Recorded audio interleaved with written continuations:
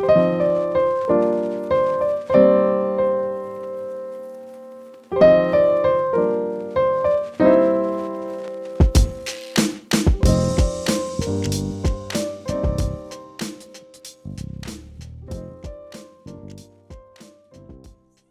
you for tuning in to the very first, very special episode of Definitely Grown Ups podcast. My name is Avery Thornburg, and with me is my best friend for life, my partner in crime. Sir, go ahead and introduce yourself. Oh, Austin Martin. Well, guys, we appreciate you checking us out. We know there's a lot of podcasts with two straight white guys just talking to you, so we're glad that you came and found us. With our podcast, we want to really get to the being a grown-up thing. Like, that's what we definitely are, right? So during this podcast, we're going to be talking about video games. We're going to be talking about comic books. We're going to be talking about anime, action figures, movies, everything pop culture, everything under the sun. Nothing's going to be off limits for us. Anything that toots our fancy. Yeah, whatever we're in the mood for. So today is a very special episode. We want you guys to get to know us, and we're hoping that this episode starts a lot of conversations so we get to know you guys as well. This episode's going to be our personal top 10 lists of superheroes, like our favorite ones, why we like them. We're going to break them down, probably have some debate because Austin's going to say something ridiculous, I'm sure. Okay. Yeah. But once again, thank you for tuning in. And Austin, I would love if you want to start with number. Do you want to start with number 10 or do you want to do honorable mentions first? We can start with honorable number 10. Sorry, we can start with number 10. Okay, yeah, we'll do number 10. We do have a couple of honorable mentions apiece. How many honorable mentions do you have? I believe I have 3 because I have 3 as well. It's so funny because when we were discussing doing this episode and I was getting all my dudes down, I was like, oh man, I do like the superhero, but like not in a top 10 kind of way. So like my honorable mentions, like I don't consider them 11, 12, and 13. No, yeah. They're just heroes that I'm like, I like them. I kind of want to talk about them. You know what I mean? Like, no, me too. They're not. Trust me, you'll like mine. They're not like spectacular, but one of mine's just for the goofs and gaffs. I think 2 of them are just more for the goofs and gaffs. So yeah, go ahead and hit me with your number 10. My number 10 is Michelangelo from the Teenage Mutant Ninja Turtles, but specifically The Last Ronin. Specifically, bro, he's on my list as well. Not my number 10, but I'll get to that in a little bit. Absolutely. But yeah, of course you had to throw in a Teenage Mutant Ninja Turtle on this list. They were all a part of our childhood, but I wasn't always incredibly drawn to them. But the Last Ronin comic, where all the other, spoiler alert, all the other mutants die, and Michelangelo's left, and he's a totally different person. He's a weird mix of Donatello and Raphael. Uses all their weapons and wears memorabilia of them, and it's a very sad and realistic change to what Teenage Mutant Ninja Turtles is, and I really like it. So he's my number 10. He had to be on here. You see, the awesome thing about The Last Ronin is because when Easterman and Laird first made Ninja Turtles, they weren't personal favorite, other than Last Ronin. The 90s movies where they're like those like gross like puppet dudes, those movies are the best Ninja Turtles movies. The 90s Ninja Turtles movies, the 2007 animated movie that's just called TMNT. I don't know if you've seen that one as well. Yeah, no, I've watched a lot. Fantastic. And I even liked the show that CW4 Kids. Oh my God, TV. Yes. Yeah, Every they had Saturday a Batman morning. crossover, I'm pretty sure. They had a Batman crossover. It's a good show. Fantastic. And that's the one we grew up with, and it's very for kids, right? They're like, pizza, and we skateboard, and we're cool. Yeah. Super. Even, I keep getting sidetracked, but the 2014, we were in high school, Nickelodeon did a TV show. Yeah. No, I know what and you're it has Samwise Gamgee is Raphael, and it smacks, bro. It hits so good. It just like the old ones. It's got a great story, awesome lore. Bebop, Rocksteady, and Krang are all in it as well. So good. Mm-hmm. But when back to what I was saying, when Easterman and Laird first made the Ninja Turtles, it was like a comic strip, and they all had the red bandanas, and they just ate people. Like they didn't. Yeah, like it was hardcore. It was hardcore violent, and then it had eventually kind of turned into this thing that was for kids. And then with The Last Ronin, what they did is they were able to like make it gritty, but then make it like still superhero gritty, right? Right. Like Mikey's not out here like eating eating the people who killed his brothers, but like he is gonna kill him, and he's gonna kill them with their weapons. He might as well have eaten them. I'm right, but like it's just that really cool, like almost return to form completely, but also keep like us fans from childhood Right. like into it. Well, yeah, because like when it first came out, it wasn't popular to make violent comic books. That didn't really become more popular and more accepted until like what, the past like 10, 15 years, maybe 20. Right, yeah. Like to actually, you know, when you had Superman starting to kill everybody and people started liking that kind of stuff, it wasn't really popular until then. So it did change. Teenage Mutant Ninja Turtles did change, but they kind of had to. But, you know, that's why I like The Last Ronin, is it kind of goes back to that, because we all, whether we like to admit it or not, we all have that little obsession of the good guy becoming a little less good. Absolutely. That speaks to one of my like later entries as well. Mm-hmm. My number 10 Yep. is Deadpool. Okay. So before, when I was making my top 10, I didn't think I was going to put Deadpool on my list, because I don't this is going to be really dumb, but like I don't like being associated with people who like Deadpool because it's like it's like liking Rick and Morty, right? Like I love Rick and Morty. Great show, gives me a laugh. It's got those cool like nuanced things you can like watch in the background and be like, "Oh my god, I get the references." Right. Oh, something crazy's happening. And I love that. But then like I hate people who like Rick and Morty. You know what I mean? You're just too hipster for it. We're gonna bring that into the podcast. We're gonna take that from our personal lives and bring. You're just too hipster for it, man. Dude, I hate you. Way too. Look, it's just so cool. Some things are just so cool, but when other people like it, way less cool, God, right, buddy? I hate you so much. But I put Deadpool on my list because he's one of the first anti-heroes that you get introduced to growing up like in comics, right? Because like as dirty as you can make Deadpool, you can make him equally clean, right? So like that's the fun of it. That is the fun of it, right? Like you can have the Ryan Reynolds, like he's butt naked, like on fire, fighting a dude in the R-rated movie, and then at literally the same time, he can be in an animated series of Spider-Man, and he's just like, "All right, Spidey, let's go do things together. I'm wacky." Yeah, and that is something I do love about Deadpool, is how diverse of a character he can be. Yeah, and then when it gets into it and he peels that character away and he just sits down and gets really real with somebody in like different series of comics and stuff, is where you really are like, he's a full-fledged character. He's not a joke anymore. One of my favorite Deadpool stories, I can't remember if it's Original Sin.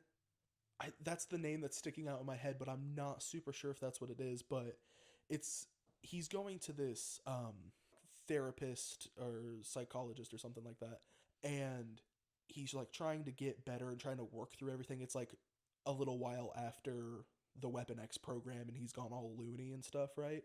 You know, he's still taking his Merc jobs, and while taking the Merc jobs, it goes to one of them, and it's like this big like 2-story house, and he does like a B&E style, like he just kind of breaks in quietly through the back door, and then he's walking around it, and as he's walking around, his like body language, like just in like the artwork from this, right, like his body language changes, and he walks up to this room and opens the door, and it's like a young boys room, you know what I mean? It's got like baseball posters and like other superheroes and stuff on the wall, and he sits down and he like grabs a stuffed animal and he like says its name or something like that, like that's his bedroom, and the comic pans over and you can see like his parents' bedroom and they're sleeping in there, and then he burns it down with them in it, and it's like he knew who it was in there, but a job's a job. Right. And like it hits so hard because you're like, oh my god, like that just happened. What's going on? And it just keeps piling up with this. Just he's had a rough life. Poor Deadpool. Yeah. Poor Deadpool. Yeah, I love Deadpool. And even though everybody else loves him, you know, I love him too. And but he has become way more like people that love Deadpool and have all the Deadpool merch only know him as Ryan Reynolds, don't know him as anything else. And even though Ryan Reynolds does a great job, that's not who that character has always been. Very great representation. But I didn't put him on my list. Interesting. And that was just kind of because, you know, it's really just his personality that's fun for me. But as like a hero and someone that stands for something or made an impact like in my life, what is this? But he's just not one of them for me. But right. I love him though. Yeah. Now, I think it's very important to say now that, like, if you only know Deadpool from the movies, that's absolutely okay. Right, yeah. Well, I definitely do recommend checking out, like, other comic stories, even if it's just a quick, like, 5-10 minute video on, like, great. Like, I've seen TikToks that are like, craziest thing Spider-Man's ever done. In this random comic book from the universe 2099, Spider-Man actually has real spider webs that come out of his butt. Like, you know what I mean? Right, like, yeah. And, like, even little things like that are just really neat to check out and learn a little bit more because, you know, not everybody grew up with superheroes like we did. Well, moving on. Yes, sir. My number 9. So my number 9, here's the thing about this guy. I don't know a lot about him. I'm excited to learn more about him. Unfortunately, it is one of those examples where I only know something about him from the show. I feel like from the look on your face, you might know who I'm talking about. I think he's got a lot of potential, and I'm super excited to see more. And I do need to read the comic. But yeah, my number 9 is Invincible. Not who I thought you were going with, but excellent choice. Yeah, yeah. I loved. So and again, like I said, I haven't read the comics, so I'm kind of being a little hypocritical after what I just said about Deadpool. But Invincible's very new, and what I'll say is I really, really liked the show. Obviously, it was incredibly gruesome. If you're under the age of like 14, you probably shouldn't watch it. Or have a problem with gore. Yeah, or have a problem with gore. Don't watch it. I'm super excited for the next season of Invincible. I did see something not too long ago that says they haven't even started filming it, so it might be a long time. But it is confirmed. It is confirmed, but it's taking a long time. Yes, so sir. in the meantime, I guess I should probably read the comics and be that much more enthusiastic about it. I'm in the same boat with you, buddy. So who's your number 9? My number 9 is gonna get me a lot of flack from you. My number 9 is Darkwing Duck. What?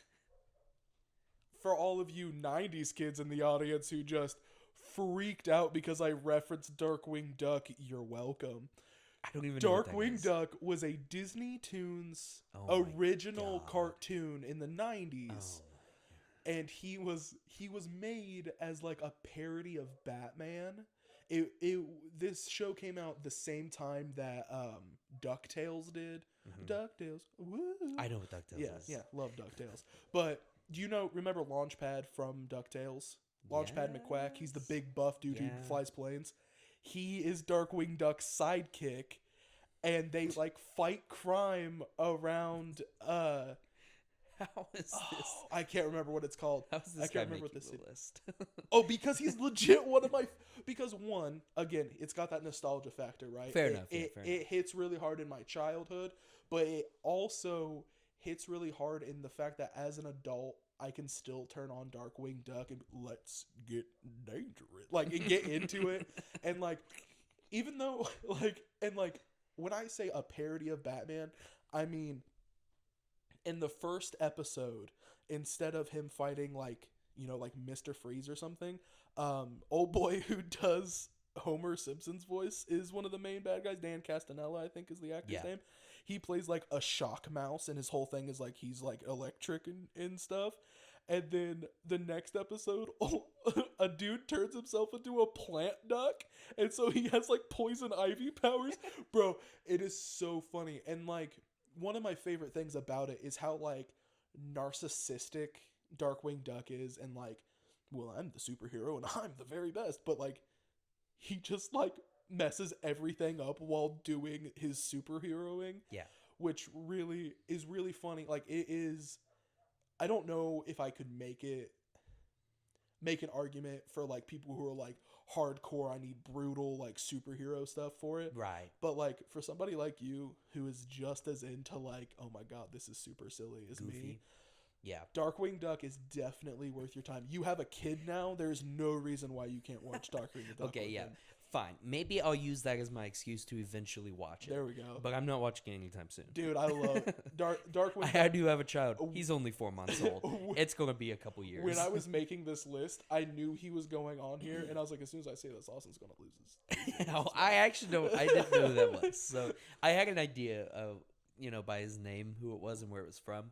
I didn't actually know who it was. Love Darkwing So that's pretty funny. That's pretty funny. Classic. That's a good one. I think I mean, I don't think I have any on here that's as funny as that. I do have one on here that I think will shock you, as even being on here at all number 1 and number 2 being so high up. So, but yeah, that's a pretty good one. Yeah. Nice job.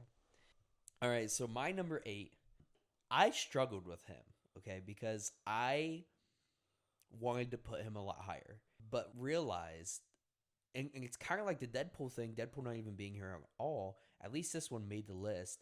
He's just not, I feel like I only really like one comic line from him. Okay. But my number 8 is Wolverine. No way. Yeah. When I really thought about it, the X-Men movies were cool, okay? I don't hate the Fox X-Men movies, all right? Right. I mean, there's a nostalgia feature there. Right, of course. And, I don't think we'll ever get a better actor than Hugh Jackman to play Wolverine. Stop it. Don't say it. You know who? Don't say it. You know who would be a great Wolverine? Don't say it. Harry Potter. Don't say it. Stop it. Dude, Daniel dude, Radcliffe cannot be Wolverine. D-Rad would be, because like, look, I'm not getting Tom Hardy as my Wolverine because he's already Venom, doing an amazing job. He is may doing I a good add? job. Then I want D-Rad. No, I want absolutely not. either Daniel Radcliffe for Moon Knight or Daniel Radcliffe for Wolverine. Look, I would love Daniel Radcliffe for Moon Knight. I think this guy will do a good job in the show. Yeah, because they're doing like a Disney Plus series, right? Yeah, super and it looks super good. Super pumped about that. But no, not Daniel Radcliffe. But yeah, so but Wolverine though, I do really like him, and every time he shows up in an X-Men comic, it's a crazy cool moment. It's super awesome. Or other comics, like when he shows up in like a Spider-Man comic. Right, like, yeah. You're like, oh, it's getting real. Wolverine now showed up. Yeah. He's But got the symbiote now. But like, there's not a lot of development that happens with this character. Not a lot. He doesn't really change a whole lot.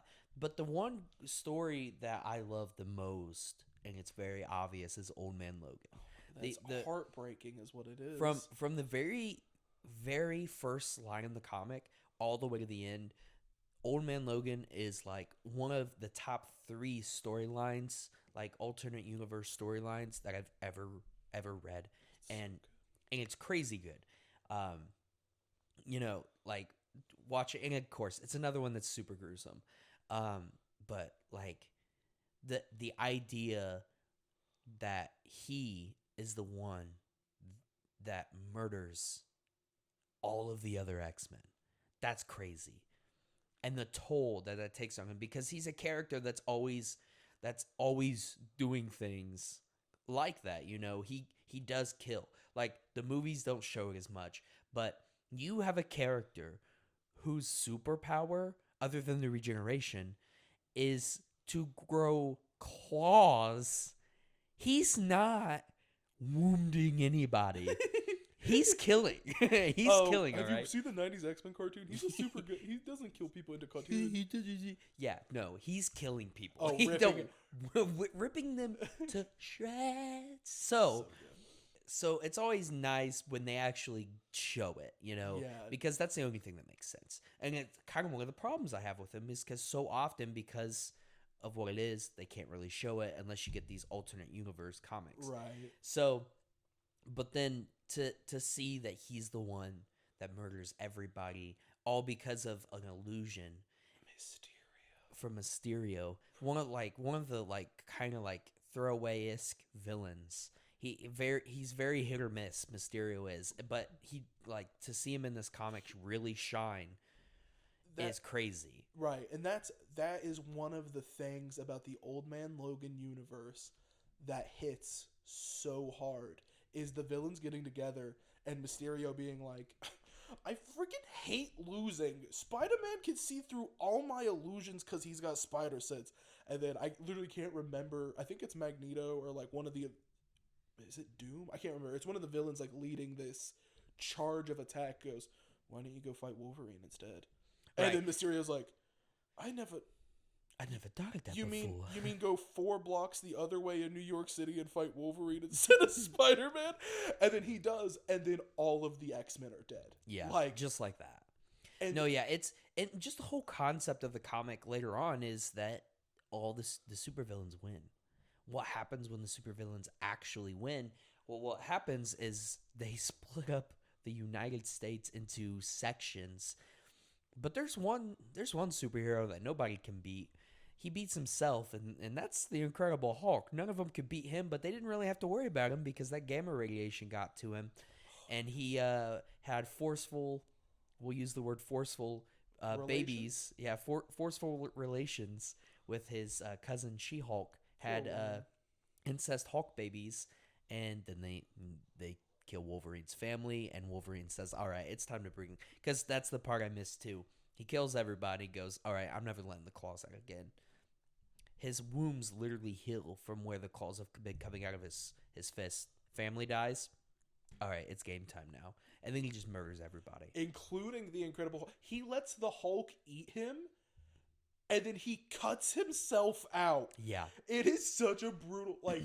When folks at home, when he's talking about how brutal this comic is, I'm saying the Incredible Hulk, first off, murders Wolverine's family after having forceful relations with his own cousin, but then he eats Wolverine to stop him, and Wolverine goes, okay, and then cuts himself out like freaking Pinocchio from the White Whale, and just rips himself out and goes...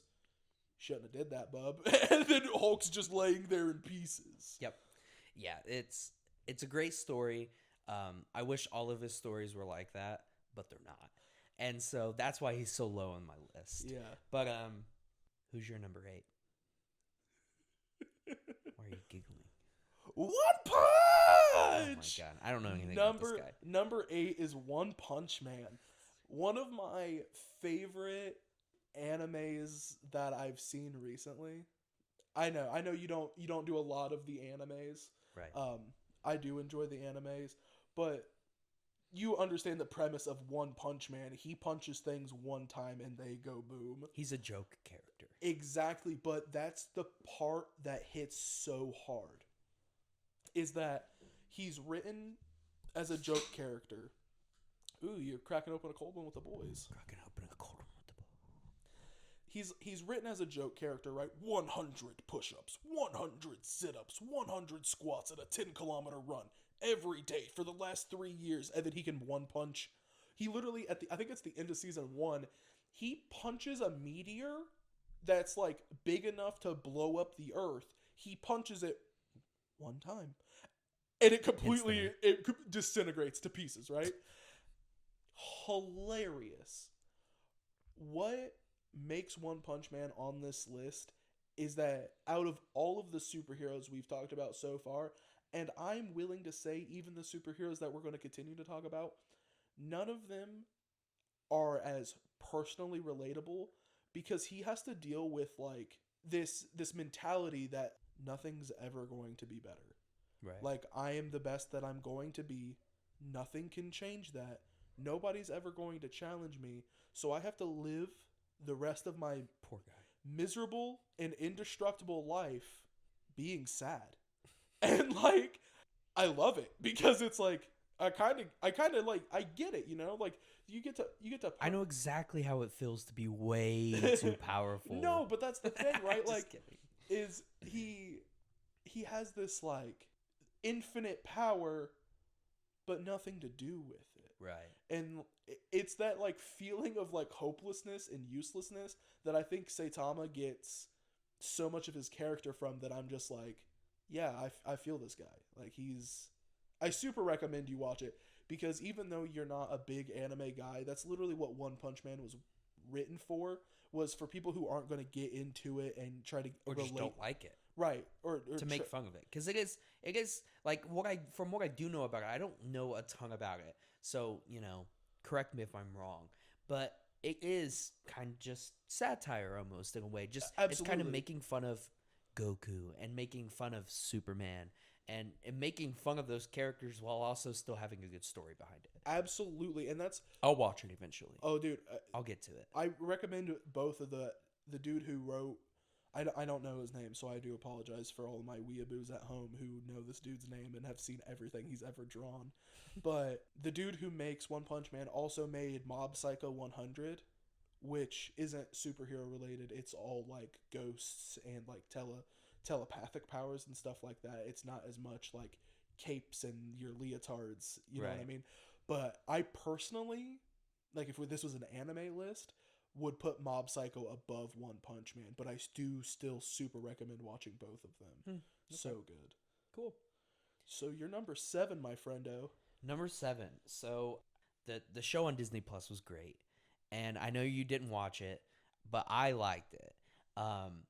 But Scarlet Witch is definitely my number 6 hero. We're number 7, bro. Or 7. Sorry. My number 7 hero. Wait, no. You got them out of order. 10, 9. Yeah, 7. Sorry. All of mine say 1 because that's how the notes work in here. Oh, no. Oh, no. So they all say 1. But yeah, so she's my number 7 hero, hands down. She's super powerful. Her character's cool. The comic where, Marvel does a lot of retconning, and but you can't say they don't do it in cool ways. And that's one thing, like comic books, one of the biggest complaints that a lot of people have with comic books is, oh, a character died? Wait 2 more months. And so, absolutely. Oh, they died again? Wait 2 more months. And so it's like they bring a lot of characters back, but you gotta give them credit where credit's due. When they do retcon, they do it in cool ways. No more mutants. When comic writers realized, look, we got a lot of mutants. We got too many to know what to do with. We want to focus on some specific ones. How do we do that? Oh, let's have Scarlet Witch take everyone's powers away. Except for, like, I don't remember exactly what the percentage was, but it was, I'm pretty sure it was like 95% of all mutants' powers were just gone. I haven't read this or, like, watched anything on this comic series, so really? I'm not aware. Which is why I made that face when you said Scarlet Witch, because I was like, why? The knowledge I have of Scarlet Witch is very minuscule, and right. that I do have is, you took everything from me. I don't even know who you are. Like, that's all I have. That is all I have. Everything. Yeah, no. She in this comic, she gets. I don't remember. I had it all in my noggin. It's just one of those things where I had it all in my noggin, and I cannot remember exactly what causes the problem. But by the end of the comic, she's losing it, and she just looks up and goes, "No more mutants," and boom. Like 95% of their powers all totally gone. That's wiped away. Rowdy. It's nuts, dude. Yeah. And so, and like even in the Marvel movies, going to that, because I am a really big fan of the Marvel movies. Oh, and absolutely.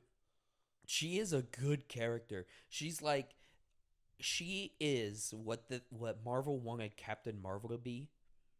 That's who Scarlet Witch is. Because Captain Marvel as a character and Brie Larson as an actress suck so bad.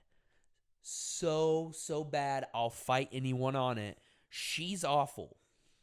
They made a character with zero flaws only because of what she has between her legs.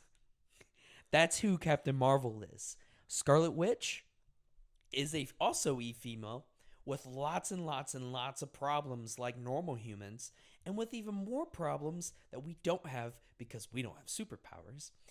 And she's still crazy awesome. The actress is incredible. She blows her twin sisters out of the water. Mary Kate and Ashley. I have no idea. I legit have. You don't know who Mary Kate and Ashley is from No. Full House? So I've never seen Full House. I didn't have TV growing up. Okay, but come on. It's one of those things where, like, everyone knows who that is. No, I don't. Jesus Christ. Dude, I'm It's fine. sorry. I It's know fine. John Stamos and old boy who just died. What was his name? What's his name? I don't know. Oh no. Oh, What's his Bob Saget! Yeah, Bob Saget, yeah. I only remember it from those, like, 2007, the fat guy who just, like, goes nuts and smashes Guitar Hero controllers. It's like, oh, Bob Saget! Yeah. But anyway, so in the comic, she's a great character. In the movie, she's one of my top 3 favorite heroes all throughout the MCU. She's only third to Tom Holland's Spider-Man and Robert Downey Jr.'s Iron Man. And she does play the character incredibly well. She does. Now her accent slips in and out, and they kind of make fun of that too in the Disney Plus show. They kind of bring that up in one of the episodes when, I know you haven't watched it. I haven't. But like some people probably at home have. There's a part where, because how the show works is they're going through different time periods, right, with different types of shows, and one of them they are like, where'd your accent go? And then that's where like reality starts kind of breaking through for her, and she's realizing stuff's weird, and then snaps it right back. So really good character. Who's your number 7? My number 7's Captain America. Okay. Now, if you would have asked me, like, if you would have asked teenage Avery what I thought of Captain America, I'd be like, he's lame. Like, yeah. He's not that cool. But as I'm getting old and in my nice old age of 22, I have realized that, like, I kind of mess with Captain America, because one of my things was like how can you be that full of yourself to, like, make your entire superhero identity the nation you're from? Now, this is I'm not trying to, like, tick off any other America. Like, I'm from Indiana, like, I'm also an American, but, like, Captain Britain, what are you doing? Oh, congratulations with the... You know what? Never mind. That joke's gonna stop there. But, like... we're gonna have to edit that out. But,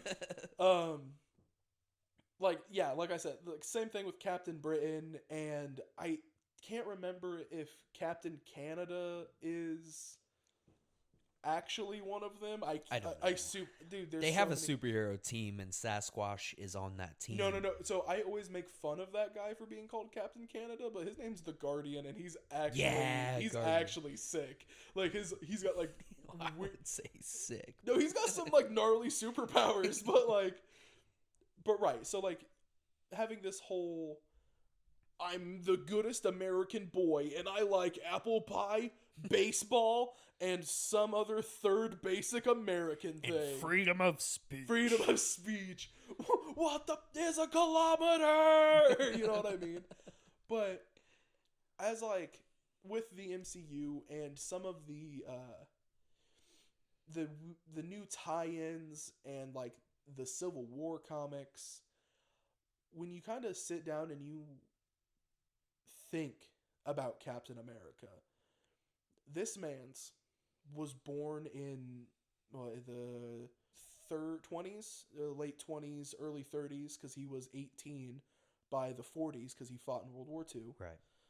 So this man's grew up in the 30s and 40s, fought for what he thought was the greatest country because nobody could outdo the USA because we were the good old boys and we were sticking it to Hitler, right?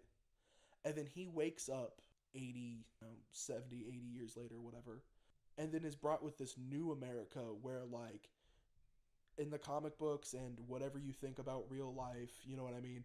There's all this back alley dealings, and like the government's not the good old boys anymore, and it's Right. like It's all corruption. and it's like the people versus the government in a way, and people are like, well, Captain America would stick with the government, and it's like, no, Captain America believes in the people. That's his whole thing. In like Civil War, like that, I know that's one of the big arguments that is had, where why doesn't Captain America agree with Tony? Like, why wouldn't he go with his government? Because he knows the government's full of it. Like, Right. that's like that whole comic thing is like, And it's that comic too where he really actually learns it, like yeah, hands exactly. on. He does learn it because he's really just for the people, and he's really he's more about freedom. He's not about government. He's about the idea of what the government was back then, and that's not what it is. And anymore. it's just one of those things where he, like, when you first hear that there's a superhero called Captain America, you're like, that's stupid. And then you realize, as you're reading about him, like, he's actually, like, he's one of those dudes, like, he's one of those superheroes that would just as quickly help my grandma across the street as he would, like, fight the Third Reich. Right. You know what I mean? Yeah. Like, Punch Hitler in the face. right, like, and there's just something about that I think is really wholesome. You know what I mean? And no, I agree. so he definitely deserves my never said. Yeah, no, I like Captain America. He's not on my list, but I do like him, and he does have that weird, like, I could only imagine, like, it's a very good story to think of someone from the 30s and 40s waking up all of a sudden in 2021. What does that look just like? insane. Yeah, that's nuts. How dude. do you not turn Imagine into that. a supervillain? Like, Yeah, for real. And for him to keep his morals, and he gets a little darker later on in some pretty good comics, and then you got that awful comic where they're like, actually, he was a Hydra agent the whole time. that wasn't actually him though. It was I can't remember, but it's like a doppelganger essentially. Because Yeah. I know the comic you're talking about. Yeah, But his real self though is like trapped in this other dimension, and he has to fight his way back. It's it very doesn't make dumb. a whole lot of sense, but I remember reading the Hail Hydra when he Yeah. and like I literally was like, oh my god, oh my god, oh my god. Yeah. Our friend Nigel. Our friend Nigel showed it to me, and I was like, Yeah. oh my god, oh my god, oh my god. Like it was cool to think about in that moment, but then you really think. But then when you read the comic and it's like, oh, by the way, he was this guy the whole time. Right. And then you're kind of like, oh, this is dumb. But like, come on. there was that part of you that was like, let Cap have it. For real. Let Cap go crazy and then Yeah. bring him back at the end, but you give him 2 comics to just go completely crazy. Yeah. No, yeah, but I do. I like him, and I think it's a really, really good character. Yeah. So we're on number 6, right? Yes, that is sir. okay. That is what comes after or before 7. Austin. Anyway, this one is more from my childhood. It was actually he was probably one of the first early examples that I had of superheroes. So, like, before I get into it, I didn't know a ton about superheroes or really introduced to it at all until I was a little older. Yeah. Like, I watched Tobey Maguire's Spider-Man and Cool at Spider-Man, but until the first Iron Man movie came out, I actually didn't know anything. Sure, yeah. And so I really didn't. And I didn't have comic books growing up. I didn't read them. I knew who Spider-Man was, but like I didn't know anything about it. But this show was in my childhood. I don't think you've watched it. If you say VeggieTales, I'm going to jump over this table. If you're It's not if you're like Super Larry from episode 4 of VeggieTales, I'm going to throw this mic out of my face and Dude, absolutely throw You know how down funny at that you. would have been? Man, I probably would opportunity have missed. we probably would have got canceled because I would have just said some things that like they'd been like, that's too many swears in a row. Sorry, Avery." Twitter, but this is needed. No, but it's Aang from Avatar: The Last Airbender. You know, it disappoints me so much that I haven't sat down and watched all of Avatar. It disappoints me too. I did start it. I did when it came to Netflix. I watched like the first 6, 7, 8 episodes, somewhere in that range, and I loved it. Like, what an amazing way to introduce kids to anime, first off, because that's what it is. It is an American anime. You know, it's that same art style. But it's American humor with anime inspired, like Japanese inspired artwork with an overarching story. Now, as a superhero pick, I find very interesting because in my head, I wouldn't be like, oh yeah, Aang's a superhero. But now that I'm sitting here kind of like gestating on it, like... He is. Yeah. Well, so he's the Avatar, and that is kind of their protector hero. There isn't really heroes and villains in this universe.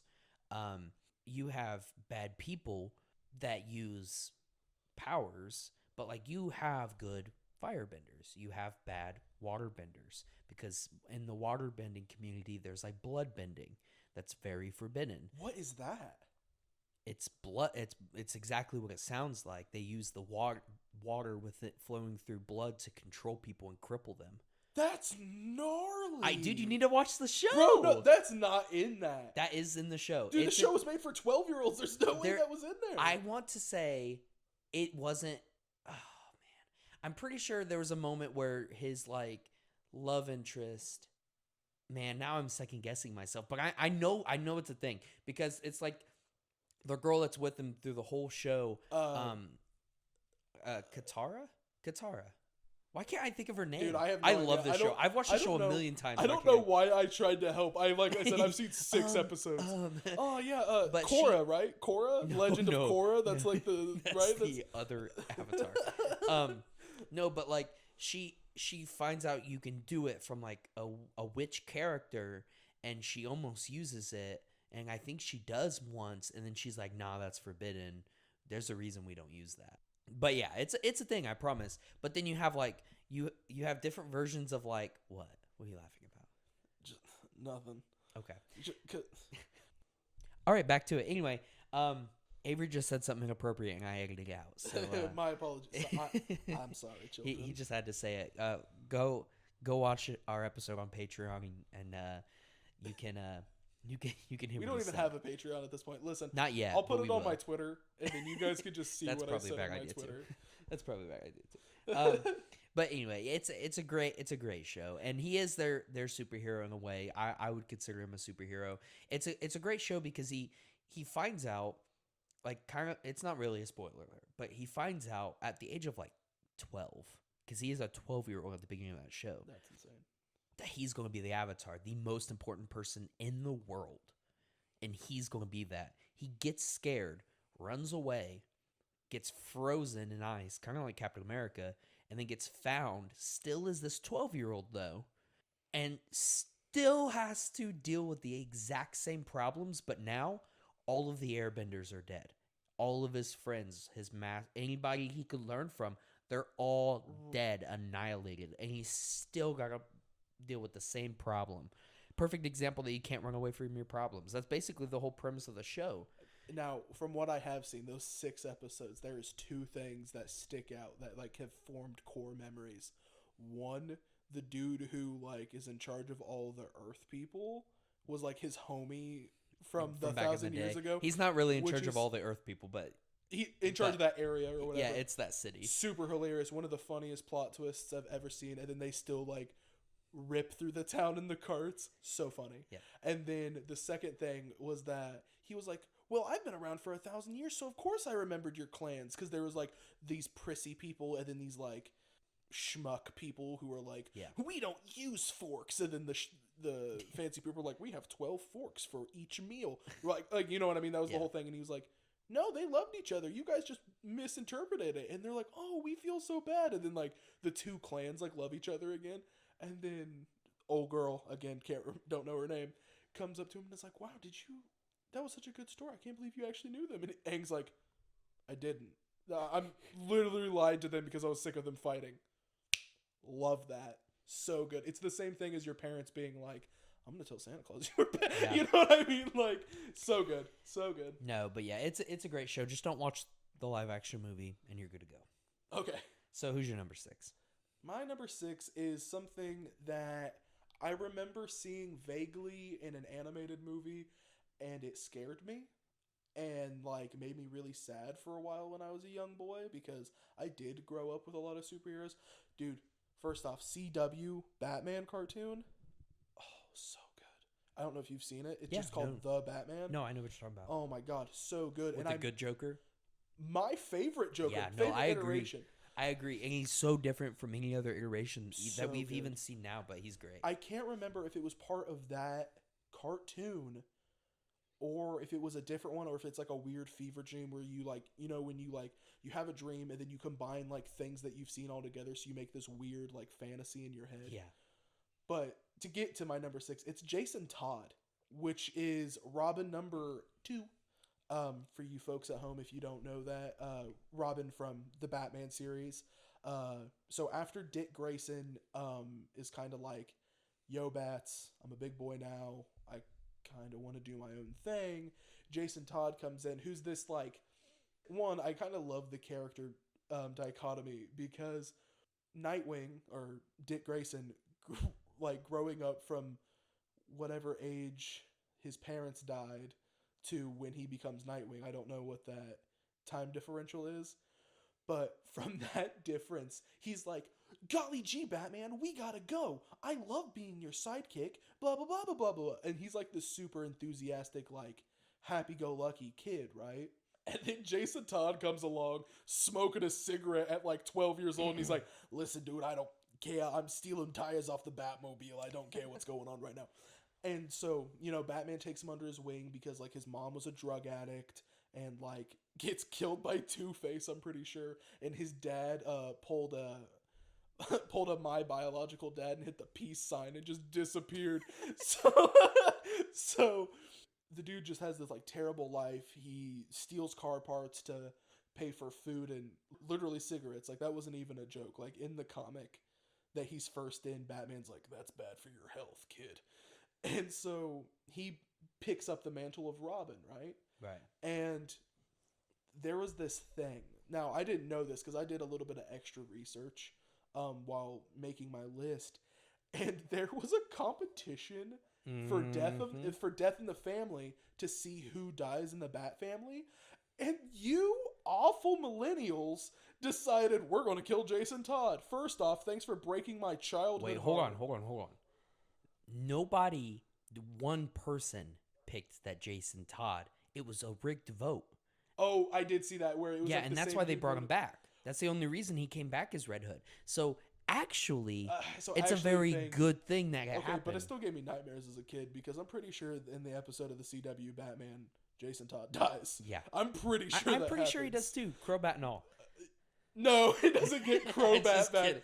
But yeah, so again, for you listeners at home who don't know, the Joker gets a hold of Jason Todd because the Joker like splits him and Batman up. I can't remember what the trap is or whatever, but essentially splits them up. I think he just kidnaps him. Oh, no. It's after he shoots Barbara Gordon. No, is that that's the same that's a comic? different. That's a different comic line. Is it? Yeah, it's a different comic line. Because the last, I think it's called The Last Laugh, is when he shoots Barbara. Oh, yeah. You're right. Yeah. But it has something to do with Gordon or something, like, because Batman's off somewhere else doing something. Harley Quinn and Joker get a hold of Jason. You know, Joker calls him up and it's like, hey, Bats, I got your boy. And then Batman's like, I'm coming to get you, Jason, don't worry. And then Batman shows up and Jason Todd has been beaten nearly to death. Like, he's still breathing, like just choking on his own fluid, essentially. Beaten to death almost with a crowbar inside of a room filled with explosive. So as soon as Batman gets there, boom, explodes him. Jason's dead. And that's what you think the end of it is. Then comes Tim Drake, who becomes Robin number 3. And Tim Drake is... yeah, he's whatever. He's Tim Drake. I don't... He becomes Red Robin because eventually Damian shows up, which I like Damian Wayne as well. I don't have... Damian's one of my... I think is my... I like Nightwing as Nightwing. I didn't love him as Robin because he's a little whiny. I think Damian... Let's go, Batman! He's literally like that He's guy. that and then turns into... But Dad! Damian Wayne is, I think, my favorite Robin. Oh, he's so good. But... no, yeah, Red Hood's a very good. Yeah, very so good character. he comes back with Ra's al Ghul's Lazarus Pit and is pissed. That's my first. Well, and that's what the Lazarus Pit does to people too. But yeah.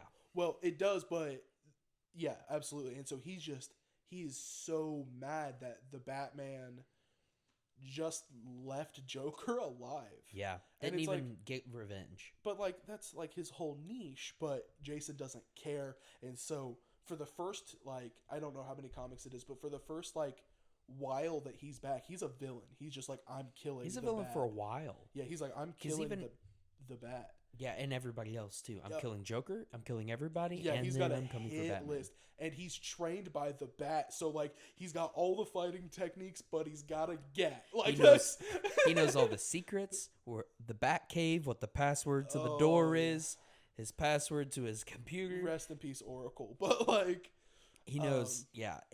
I just started playing Arkham Knight, so like this is also part well, of it. And you knew, like, that's the bad thing about it is it's such a good story, but they've never done anything different with the story that like you know who it is. you know who it is. Right, in Arkham like I Knight didn't when you because play like I've never played Arkham Knight before, so then as soon as it showed up, I was like, oh, Jason Todd's here.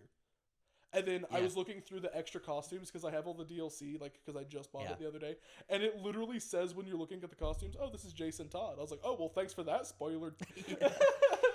But so then he eventually becomes part of the Bat family with Barbara and whatever else the new Batgirl, Batwoman, Robin, Nightwing, Batdog, Alfred. There's Bat, Black. Is it Blackwing or not or Darkwing? Darkwing. No. What is it? Oh, the super like advanced suit and it's the black guy. Oh, I think it's called. I think it's dark because I was there's a huge ass Bat family. Is like kind of the point anyway. There's like 3 different female Bat people. It's Batwoman, Batgirl, and her name's like Huntress. The spoiler. Because I just read about her the other day as well. She takes up the role of Robin, Batgirl, and Batwoman at different times throughout the comic history, but then she's also the spoiler because she is the daughter of one of the supervillains, and his whole thing is leaving behind like puzzles on how he killed somebody, and then he quits doing that and just starts murdering people. So then she dons her outfit and then like starts spoiling his crimes, works with Tim Drake. They become a thing because Tim Drake just be pulling in all the ladies. He gets Barbara, he gets old girl, and then like, which is like, it's hilarious because Dick Grayson's just like, but I liked Barbara first, and it doesn't matter because Tim Drake's here to take your girl. But you know, out of all of the Bat family, everyone in the Bat family believes in the we don't kill people, people can be saved, they just need to like go to prison and blah blah blah blah blah blah. But Jason Todd's like, or hear me out, 9 mil back of the head. And I like that. I like the black sheep of it. I like that after he's calmed down from his little temper tantrum of murdering people. After he's calmed down from his temper tantrum, he's just like, I was being a butthole. I'm sorry. Yeah. I'm still gonna kill people though. I'm still gonna use guns. Yeah. Well, no, he still pops people like him. Well, not always. Not always, but like. Not when he's working with the Bat family. He's definitely he doesn't care if Two-Face is falling off a building. He's like, oh well. Yeah. All right, so moving on. Halfway through the list, number 5. Number 5, Burger King foot. Oh, you're the worst. So my number 5, I think, is my first DC character. Sure is. Okay. And you're probably not going to agree with this. It used to be a lot worse, but I still do. I have a huge obsession with superheroes who don't have actual superpowers. A lot of my superheroes have always been ones that don't have superpowers. Now, Hawkeye has fallen off my list, but the other Archer that hasn't fallen off my list is Green Arrow. Oh no, Green Arrow's a great choice, my friend. Green Arrow is incredible. His jokey version in the comics is great, and then the animated shows, the CW show, those DC shows, say what you want about them, they're not good now, But man, that Arrow show, when it started, the first like 3 seasons, awesome. With the Green Arrow show from CW, the first few seasons, I was able to convince Cassidy to watch all of them in order of release. So we were jumping, eventually we got down the line where we were jumping. We would watch Green Arrow, Flash, DC Legends of Tomorrow, Supergirl, and then go back through. And eventually we stopped watching some of the other ones because they got way too bad. Because No Smallville? What the hell? Well, Smallville's not a part of that universe. Well, technically it is. They did do a Infinite Earths. I know you. I never watched. No, I never watched any of this, so I had no idea. But I mean, we loved it so much that our son's name Oliver, and that is where we got the inspiration. We didn't necessarily say we want to name. Oh, we love this show. We want to name a kid after Green Arrow, but I mean, that is what inspired it. We were watching the whole time she was pregnant. We were watching Green Arrow, so yeah, it's a great show.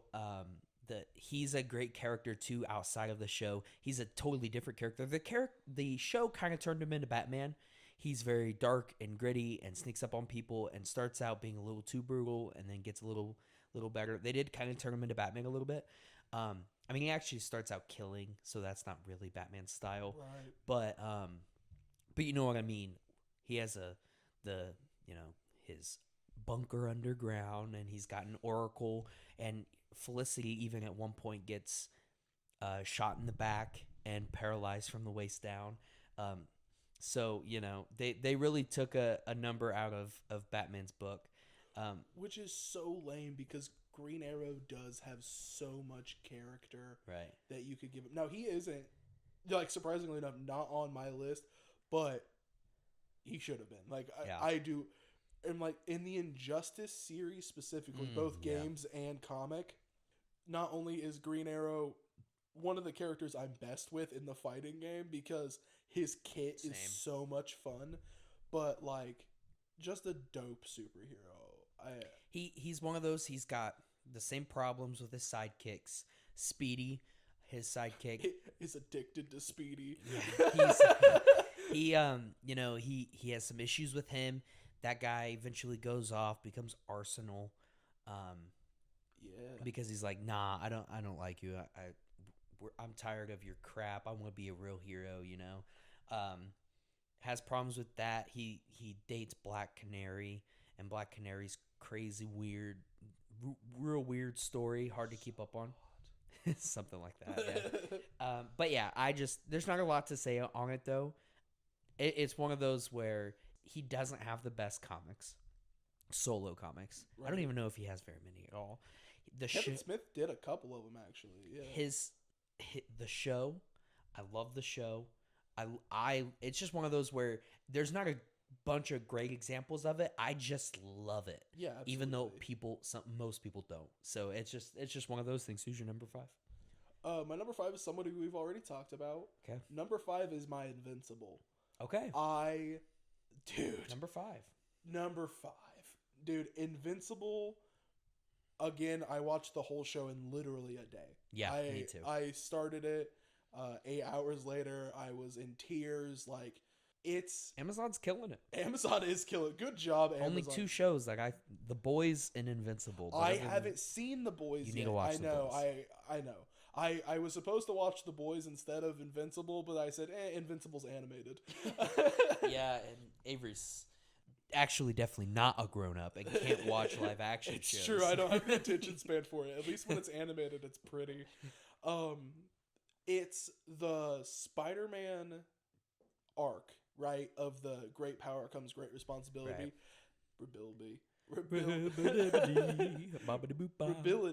Oh my god, I can't say it. Say it with me. Ready? Responsibility. I hate you so much. So it's the same story Spider-Man has with Uncle Ben. And then Uncle Ben's like, hey, by the way, I want to kill you. And everyone else. Everyone else. And it's heartbreaking. As we mentioned earlier, it does have an amazing way of being like, hey, did you know that there are infinite kinds of people on this planet? Right. And they're all superheroes now. And I'm going to have literally, like, even though I don't much care for, what's the redheaded girl's name? I don't remember. I know who you're talking about. Adam Eve. Yeah. Like Eve. It's something like that. It's been a while since I watched it. I need to go back and watch it. But yeah. Because she controls this stuff. But like, I literally couldn't care less about her. But I'm glad that somewhere out there's like, you know, that quirky. Because even her, like her character in the show, is the one that kind of was like, you know what, screw you guys. I'm going out on my own and figuring out who I am as a person and an independent. Like, I mean, not to be cheesy, but like an actual independent woman. She goes out into the forest and makes a home out in the middle of nowhere. Now, as much as I wanted to make this a point, I've been trying to get my hands on copies of the comic. The dude who wrote it is working so close with the animation process. That's awesome. Because he wants to like revise some of the things that he wrote too quickly and wants to put more story into it. That's cool. So by only watching, for you folks at home as well, for you who are only seeing the animated version, that is what he wants it to be. That's awesome. So like if you don't have the that comics, makes me feel so good. Oh yeah, see, same. But what I have read about the comics and from the comics and story synopsis and the information that I have gotten, unfortunately, Invincible and her get together, which I am very upset about. Not because I don't like her. They kind of hang out though. Right, but like not because I don't like her as a character, but because I like the idea of him being with the girlfriend that he's with. Mm-hmm. Because she's super great. I love her as a character. I thought that it would be a really cool scenario of like he has to balance his superhero life with his regular kid life, with his girlfriend, or maybe even his girlfriend becoming his guy in a chair, if you will, where she's like in his earpiece and like they work together even though she has no superpowers. And then Adam Eve, which I'm pretty sure is her name. I'm just going to keep saying that until the comments tell me that I'm dumb. But I'm going to look it up. I'm not going to tell you what it is, but I'm going to look it up. Oh, thank you. But then having him and her just be friends. Because that is something in media that I still think is written really poorly. Now, Invincible does a great job including, you know, all people of all walks of life in its show. But something I hate is that guys and girls can't be friends without wanting to bang. Right. It drives me nuts. And in everything that's written, like Batman and Catwoman, like they work together a lot. And then people are like, oh, they bang. And then the people who wrote the comics were like, okay, yeah, they bang now. It's like, why? Yeah. Why can't they just be friends? Why can't they just be homies? This is why people think that guys and girls can't just be friends. Yeah, absolutely. And that's what I was really hoping they would do differently in Invincible. But from what I've read, they don't do that. So then, Austin, I believe it is time for your number 4. My number 4. I'm giving up on looking it up. All right, so...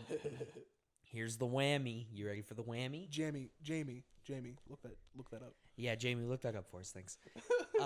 So here's my whammy. I think you'll be surprised. It's the first anime I watched, and the first real anime on the list for me, and the only one going into it. It's Shogo Todoroki from My Hero. Oh wow, that is is 4. That is out of left field, bro. It is out of left field. I know. I like you said, I am not a big anime guy. Now I could be, and I think I will be as I watch more. Right. But I only like half of it. I like the gritty, battle focused anime. I don't like I don't like the whininess of some of the other anime where it's just kind of like, oh, main character, in case you forgot, from 2 seconds ago, he's the main character, bro. Like even like, because I watched Death Note, and even that's like, oh, L this, L that, L this, L that. I've never watched Death Note. And like, and My Hero was the same way with Deku. And I had a bit of a problem with him. And this is just the perfect example of how I like more of the gritty stuff. Is Shogo Todoroki is all the other anime. You know, that's who this character kind of is. He's cool. He's badass. He the fire ice thing for number one is just so cool. Such Like a neat quirk. how do you have a more powerful character? And that's the point. Is he was bred basically. It was selective breeding, which is so by messed up. his father, who went out and only mated with a ice superhero, not once, not twice, not 3 times, but I think he has 3 siblings. Enough to make that woman go crazy, because she's in a She goes loony. Yeah, and it's because Endeavor's so crazy. He's but a bad dude. Yeah, he's not. I mean, he's a hero, but Bullshit. Yeah. He's a So bad guy. but yeah, Todoroki is such a cool character. I hate that it was basically season 2. You finally got to learn more about him, and they're like, oh, he's cool, and then it's like, now he's a side character because Deku's the only one that matters, and it's like, come on, I want to see more of Todoroki. I do disagree with you to a small point, just because I have a little bit more anime in general knowledge. Right. Imagine being a Krillin fan. Okay, I know you don't know what that means, but like, I know what that means. I know who Krillin is. Imagine liking Dragon Ball Z and liking other characters other than Goku or Vegeta, because my favorite character is Master Roshi, and you haven't seen Roshi since Dragon Ball. So then why do you disagree with me? You should agree with me then. Because I think My Hero Academia does one of the best jobs of being like, there are other characters. No, I agree. Because there are, like, I mean, Best Girl Froppy gets her own episode where she's with the Walrus Gang, and she goes and fights all the bad guys. Oh, I don't like her. I love Frog Girl. I know you do. She's so sweet. She's one of my favorite characters, and like All Might is my favorite character because of how cheesy, like, I am here. All Might is here. Love that. So I do, like I said, I disagree with you to some extent, because I think that My Hero does a better job about letting you know about sidekicks, like side character stuff. And then like, at least you get a full episode, right? And season 2 was basically half of it was about Shogo Todoroki. I'm just going to say Todoroki. I know that's also Endeavor, but that's his last name. Right. But still, you know what I'm talking about. Yeah, Icy Hot. Yeah, Icy Hot. There we go. I'll just say Icy Hot. But yeah, I was very pleasantly surprised, because I loved that character. I'm actually rewatching My Hero right now. Are you? I am, and I really do. I still do. I didn't know if maybe, because it was this list that got me thinking, and when I really thought about my list, I was like, I want to throw him off and put an anime character on here. But then I was like, nah, I'm not going to do that. I'm not going to just throw things in there for the purpose of having it on there. I want this to actually be a top 10. Absolutely. And then I really thought about it, and I think I really do like Todoroki more than these other 6 people I've already talked about. Sure, yeah. He's definitely up there. The struggle he has with, I'm not using my fire side. My dad wants me to so bad, and I'm not going to. But he doesn't do it in a whiny way or a disobedient way. He does it in a, nah, dude, you ruined my life. I'm not doing it. I know this is what you want. This is out of spite. I'm not doing it. But then he does it anyway, and when he finally does, and then he works side by side with his dad, even though he doesn't want to. He does it because he knows it'll make him better. And then the fight with him and Deku and Ida and the hero killer, Stain. Oh man! Oh my god! So cool. It's such a good fight. The fact that they took Stain out so quickly is kind of upsetting. I would have loved to see him a lot more, but I understand why they did it. But man, seeing him go all out in that alleyway, yeah, dude, so cool, so cool. So, just to add to this My Hero conversation, real quick, I know you're not much into the manga side of animes, like you don't usually read them. But I do know that there is 2, I believe 2, I could be wrong. Comments, let us know, because like we do enjoy the anime.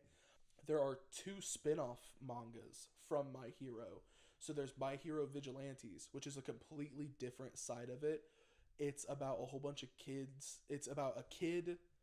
It's like a boy, a girl, and like a 45-year-old man. And they can't get their hero license, so then they become vigilantes, which is just as illegal as being a supervillain. Mm-hmm. I don't. That's cool. Wait for it. So I don't know his quirk. I don't know her quirk, and I think it's a guy and a girl. I can't remember. But the 45-year-old guy, which I again don't know if he's 45 because I haven't read it, no quirk. He just throws on a bandana and goes out and kicks ass because that's the right thing to do. And I love that. So that's like, cool. It's on my list of things that I need to read, like, soon. Like, I need to finish JoJo's Bizarre Adventure, and then I need to read. Yeah.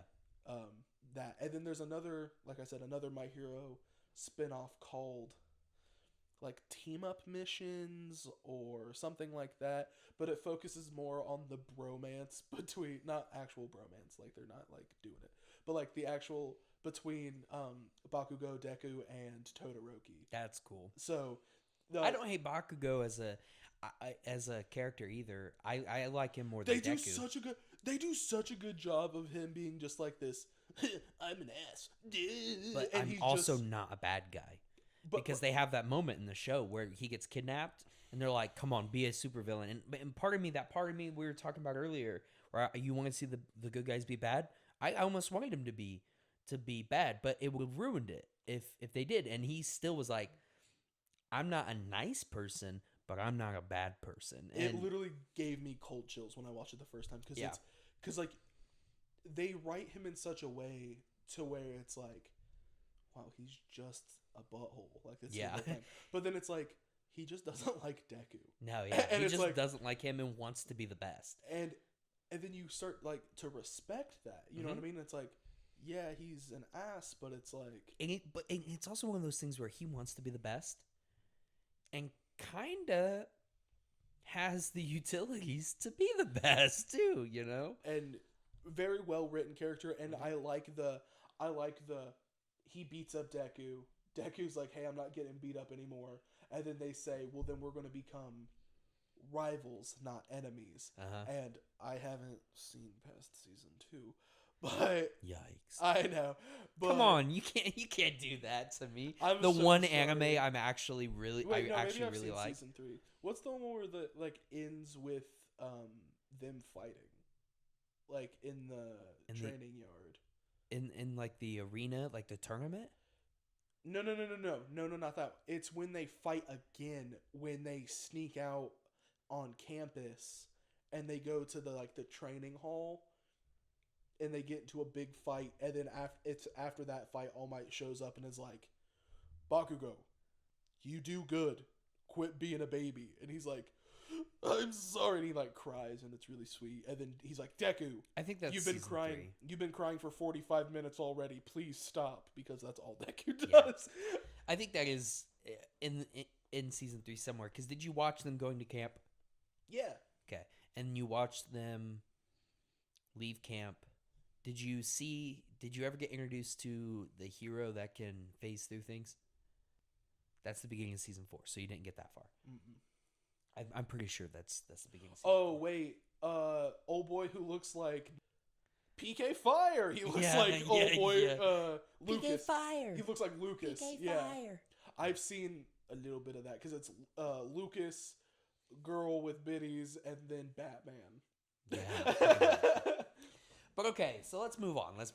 We've spent I think 15 minutes talking about My Hero. We're on number 4. We're an hour and 20 minutes into this. Look at us go. We were worried we weren't going to be able to hit an hour. Yeah, we're probably going to hit 2 hours. So maybe. I hope you listeners at home are having a good time. Yeah, I hope you guys. Yeah. I hope you guys are having a good time.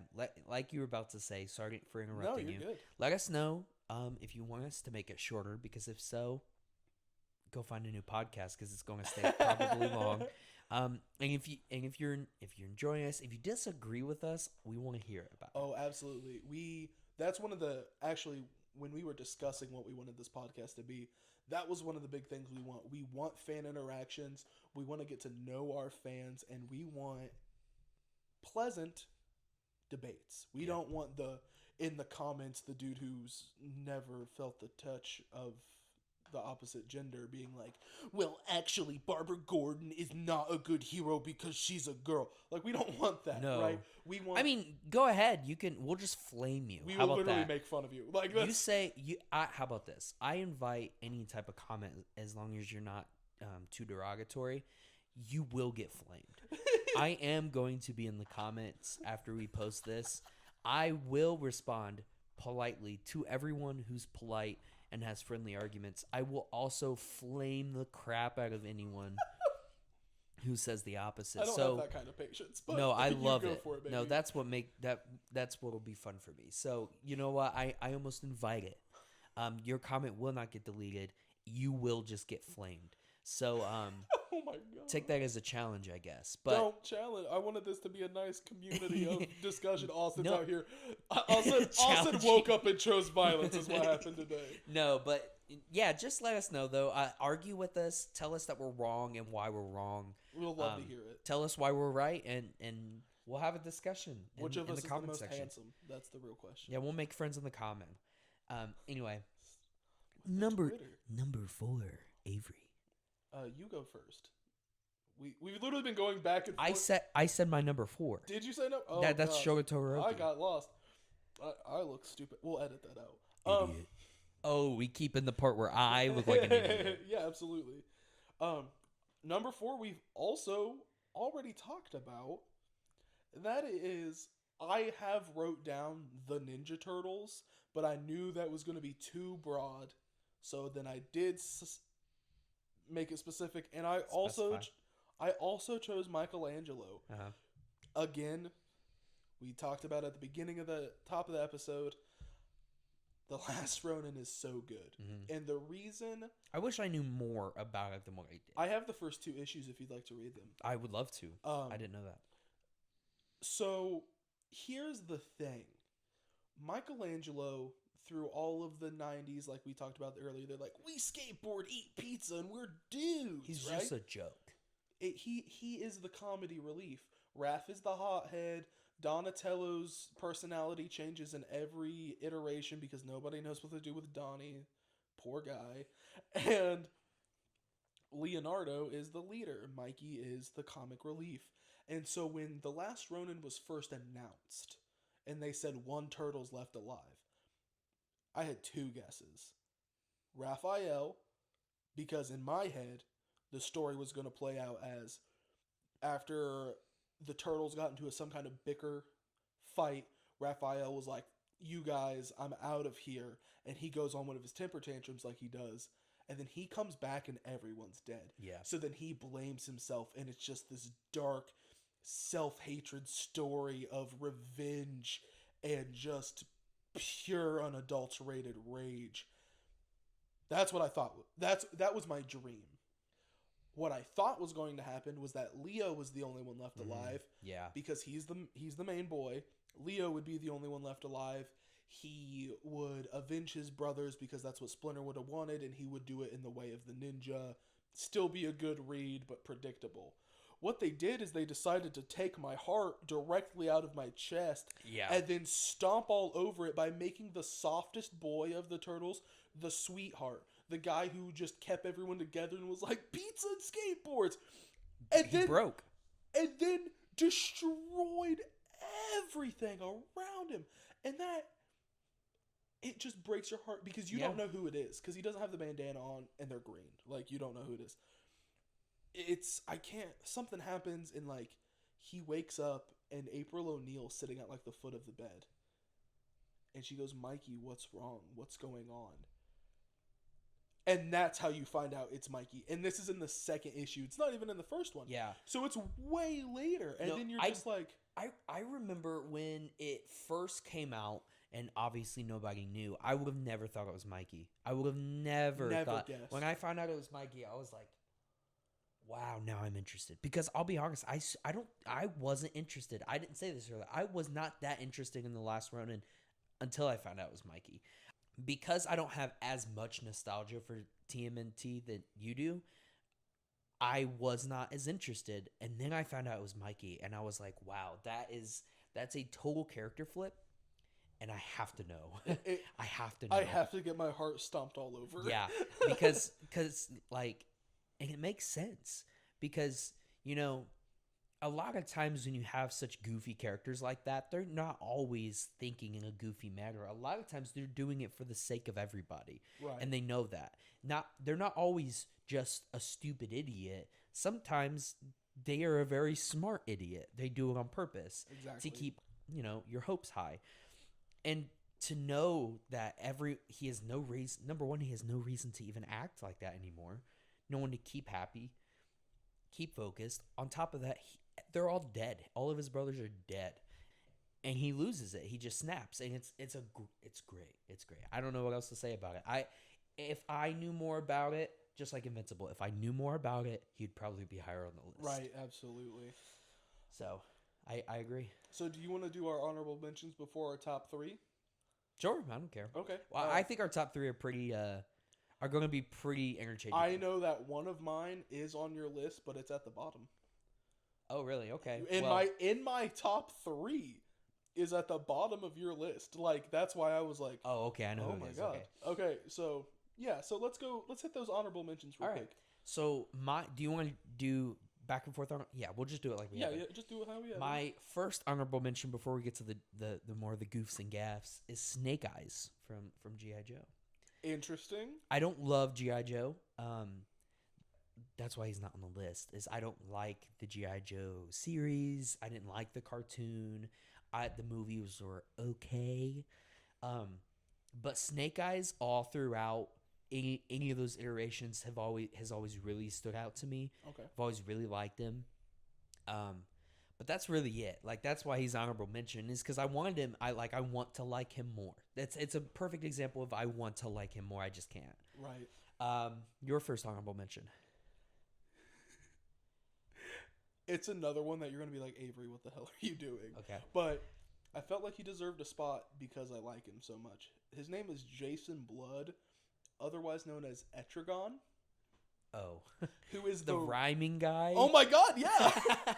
the rhyming demon from It's the rhyming Hulk is what he is. He's a demon, first off, but yeah, but he's a guy that turns into a demon, right? Yeah, from the he's medieval the Hulk. medieval times that then Yeah. time travels because he also helps Batman fight monsters with Sherlock Holmes. He's the rhyming Hulk.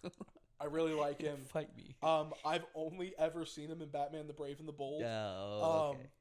It's He's one of a good those. character. It's one of those heroes that I was like, I would love to read more comics with him in it. That's funny. Super funny. That's pretty good. I think I remember you talking about wanting to put him on here. I didn't, but I kind of forgot until you said. Now that. I think I am going to change one of my honorable mentions because now I've been sitting here and thinking about it. She deserves it more than the Hulk does. So. Okay. I'll talk about that in a minute, but you go ahead with your next honorable. So my next one, it's one we've never heard of before. I'd come across them in the past, and I watched a bit of the movie, and it's close to unwatchable. His name, the Crimson Bolt. Do you know who the Crimson Bolt is? It's only a movie. It's only a live action movie. Is that the one with Woody Harrelson? No. It's from a movie called Super, starring Rainn Wilson, Dwight Schrute. He is a superhero. After his wife leaves him for a drug dealer, he dons a mask and suit to fight crime. He decides to fight crime to beat up the drug dealers that stole his wife. his what's it called? His catchphrase? Shut up, crime. Are you sure this isn't just like a Dwight Schrute? It's a real movie. It's a real movie. Oh I wanted to try to watch it. I tried to watch it in the past because I knew who it was, and I love The Office. Different topic for a different day. Absolutely. My favorite show of all time. So anything that he's in outside of The Office, I always want to watch and always want to like. It's always bad. No. Cooties is a top tier movie. Cooties is not when a we good do movie.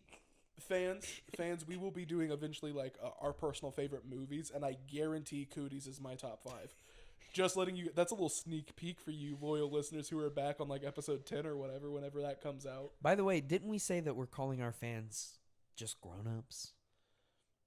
Our fellow grown-ups? Yeah, I mean, they're grown-ups with us, right? Yeah, exactly. So, except for our audience that's largely 13-year-olds, which is hilarious because this is episode 1 and we have no statistics yeah, yet. we have no statistics. We have 4 subscribers. 2 of them are us. And 2 of them are friends from work. 2 of them are friends from Which, work. shout out to Cody and Xander. We super appreciate the support, homies. Yeah, and if there is more that have subscribed. Oh, Tristan subscribed. Oh, thank you, Tristan. So, shout out to you guys. When we hit 1 million subscribers, we will Mr. Beast read every single subscriber. I promise. No. If we ever hit 1 million, he promises. I don't. No, we promise. If we ever hit 1 million subscribers, bet. No, it's not happening. Absolutely, I am not sitting down and reading every subscriber. We hit 1 million, it happens. I'll delete the channel. Okay, I'll fight you. Okay, who's your second honorable mention? We're an hour and 30 minutes in. The Blue Beetle. Okay. Another one purely got the knowledge from Batman the Brave and the Bold. Okay. Top tier Batman cartoon. Please watch it on HBO. So good, guys. So excellent. But he is a I believe Latino, Hispanic. Yeah. He's from Texas. So also this is another thing that I love about him. It's again, including, everybody, because everybody can be a superhero. And he's just like a Hispanic teenager who lives in Texas. He accidentally finds this alien artifact, becomes this integrated with alien technology that's kind of a living organism, kind of like a mech suit, kind of like technology. And he just becomes this crime fighter. So you can kind of see a theme with a lot of my heroes is I love the Spider-Man arc. I have no idea what the hell's going on. I'm just a kid. Now I have to be an adult, which probably speaks a lot to my personality. Mm-hmm. But I love that. I love getting to watch that. I love watching people struggle through life as much as I do. So that's very cruel. I love the Blue Beetle. He's on my honorable mentions because, like I said, I've only ever seen him in Batman the Brave and the Bold and maybe 10 minutes in other small medias, maybe a couple of the DC animated movies, because DC live action movies are trash. So the only ones worth watching are the animated ones. So that's why he's on there. Easily could probably take over anyone else in my top 10 if I get some more time with him. Yeah. If you were to watch, the whole show's on HBO Max. If you were to watch Young Justice, it's the animated show. Ooh. And it's a very good show. I actually just rewatched it not too long ago. Like I said, it's all on HBO Max. The second part of the 4th season is being worked on right now. Oh, dope. Because it got canceled, and then HBO Max picked it up and is reviving it. Is it going to be adult, or is it going to be the 2 second seasons are adult? Oh, there's a little bit of blood and gore, a little bit of cussing, so love that. Not a ton of it, and they're teens, it's kids. You do it with class. Yeah. Like we are for this podcast. We're trying to stay clean, but we're going to say ass a couple of times. Yeah. There's going to be a couple of slips. Yeah. So So I would highly recommend you watch that. I think you would like it a lot. Oh, absolutely. My last honorable mention. Oh, let's hear it. I know how much you like Will Smith.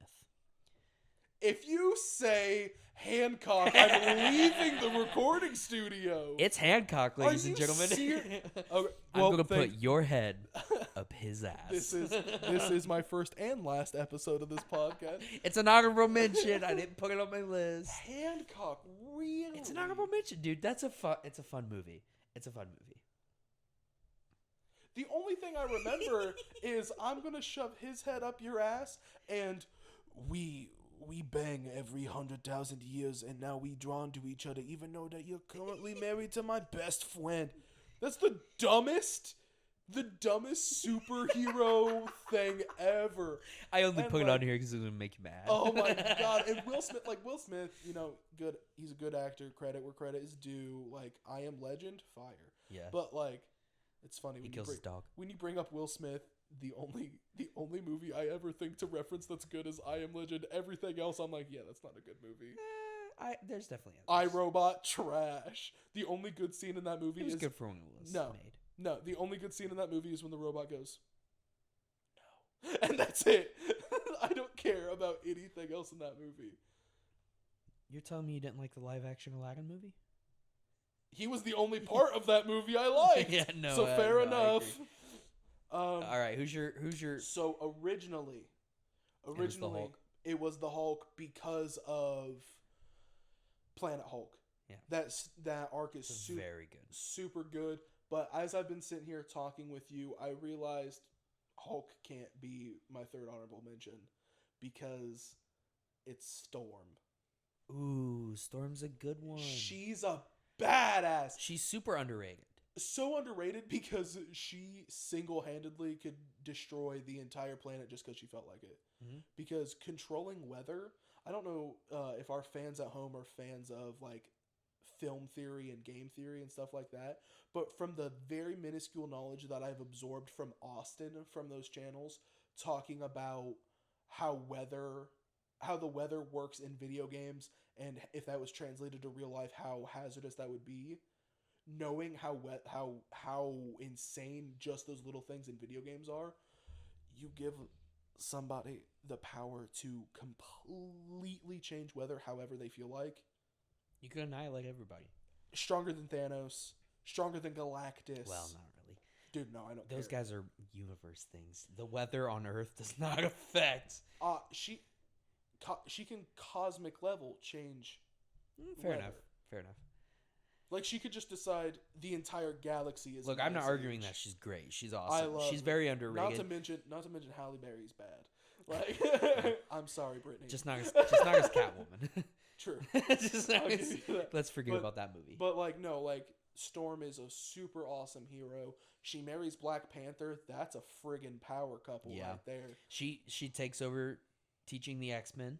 She does. She takes over for Professor X. She's a fantastic hero. Honestly deserves to be in my top 10, but I unfortunately don't have enough knowledge on her. Right. But she definitely deserves to be talked about because she's an amazing superhero. No, I don't disagree with that. So then, okay, top 3 time. So you're not going to like that he's my third, because I'm pretty sure he's your number 1. But Spider-Man is my number 3 superhero. Look, I literally, in my notes here about this to bring up, I literally put, it's Spider-Man. I mean, I don't know. There's not a lot to say. Everything that you can say has already been said.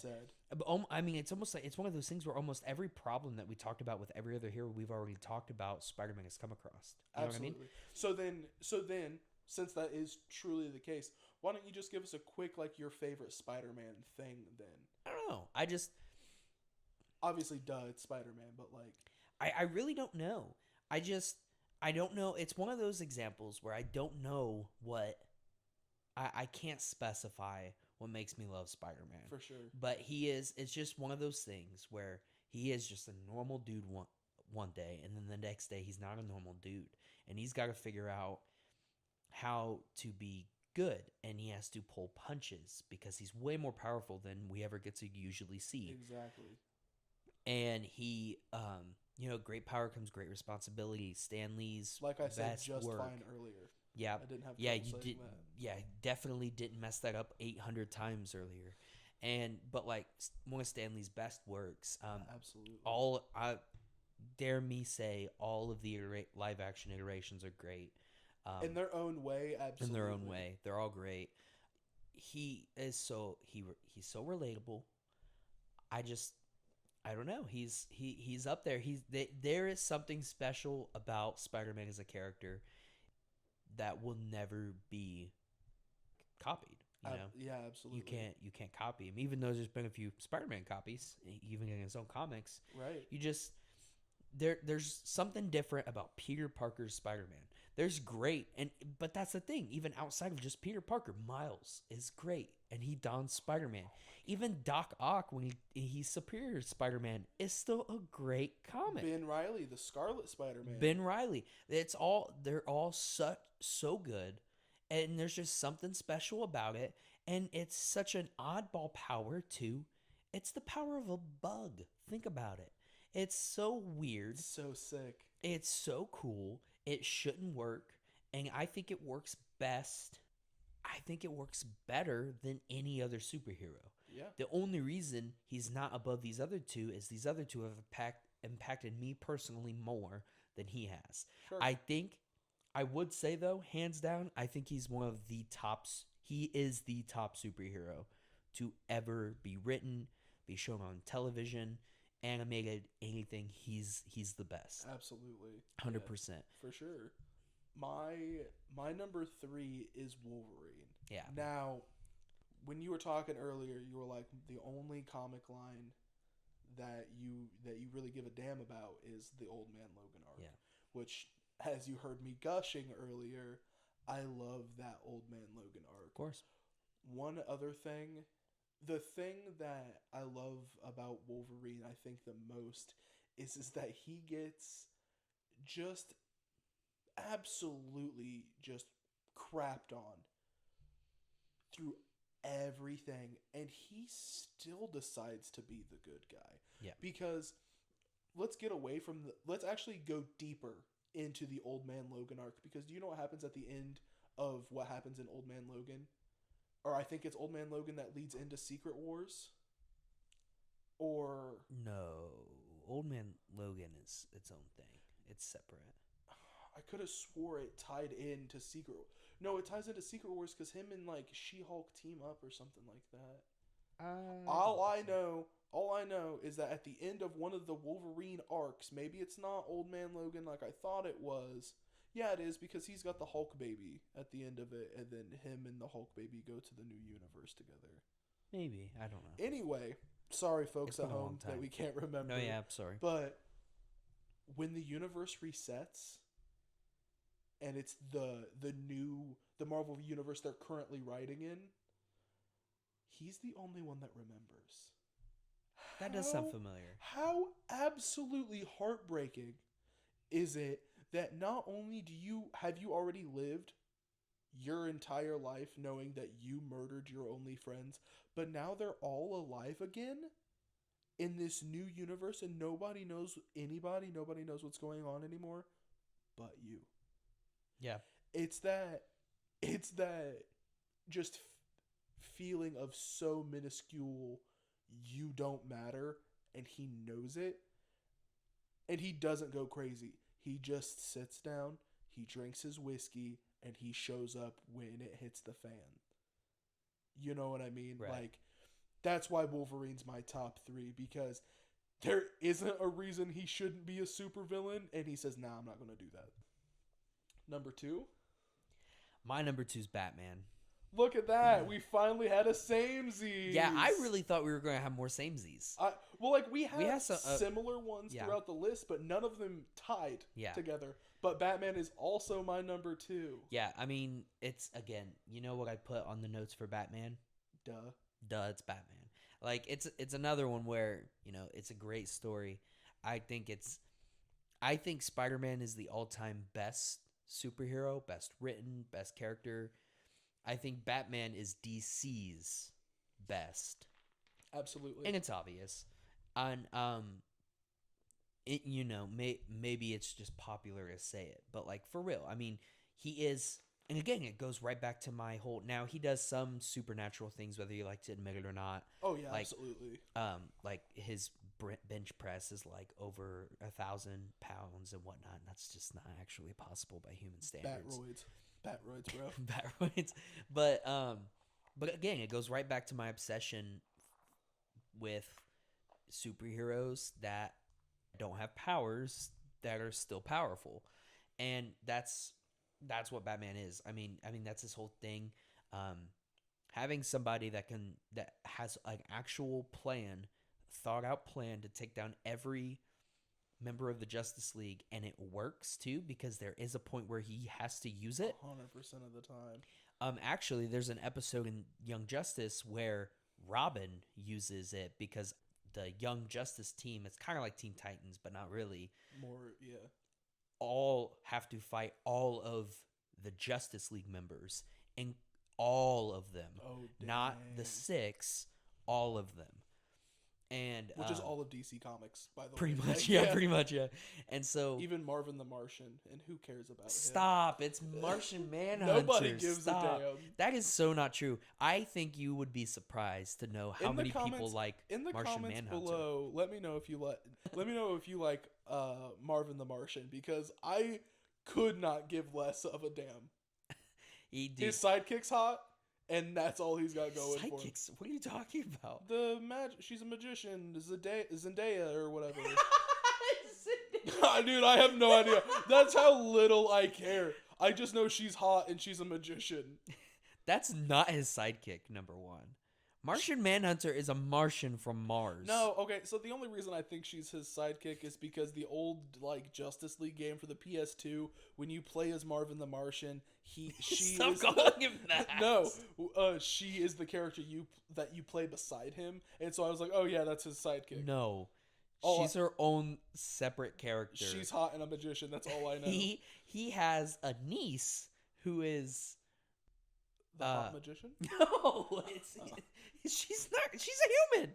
I'm not even going to talk about it anymore. We're not here to talk about him. We're here to talk about Batman. Batman's cool. Who's your number 2? My number 2 is Batman. Oh yeah, I forgot. Okay, yeah. My points for Batman is not only do I just I love the Bat, but it's the Bat stories. Yeah. He has the best villains: the Joker, Two-Face, Riddler, Mr. Freeze, Catwoman, his own son. 2 different times, because Damian kicks his ass, and then so does Jason. 2 of his own and kids. Damian too. That's what I said first, was Damian and then Jason. Oh, sorry. You need to listen to me. We're a podcast where we talk to each other. Wait. But also Jason Todd. But also Jason. But the Batman stories always hit.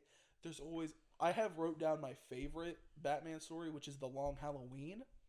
Which, if you haven't read... No, I haven't read it. I've listened to that one.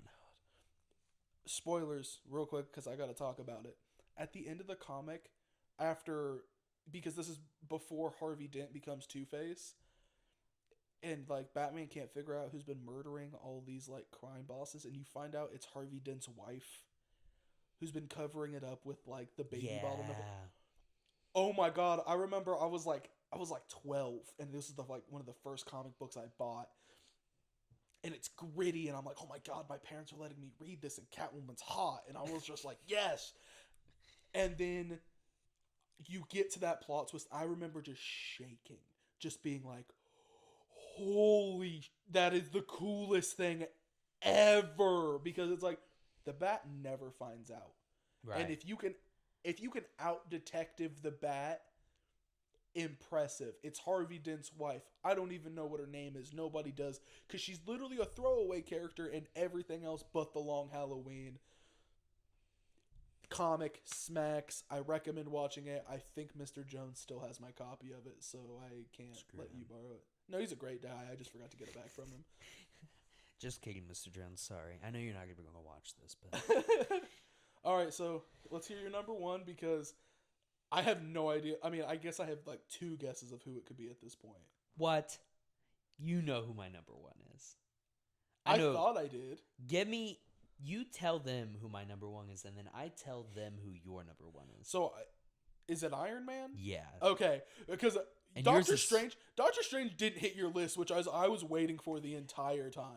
I wasn't. The thing about I really thought about Doctor Strange. The thing about Doctor Strange was, you put Hancock in your honorable mentions, but you didn't put Doctor Strange? I'm pissed.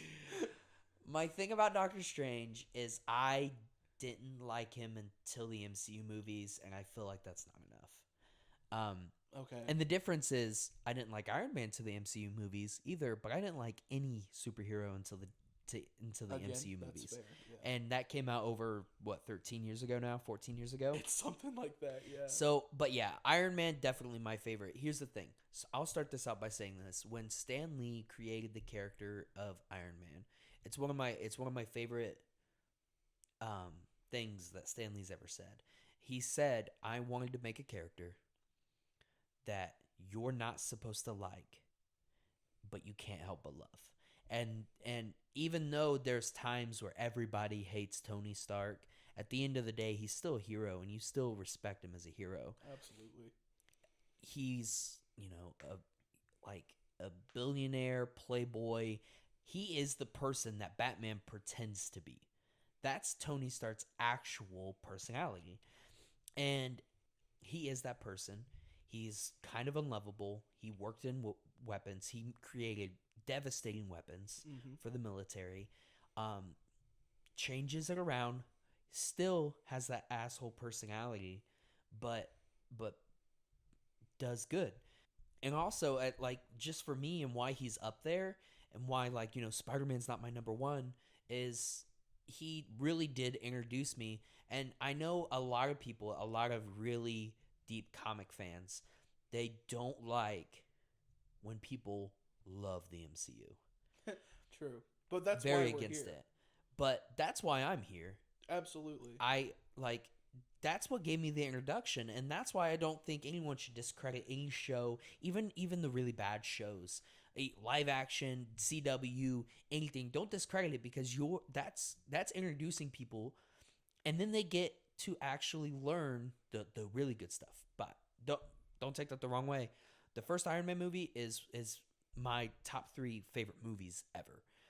I love the first Iron Man movie. I love that for you, but I hard disagree. No, I know you do. And a lot of people do.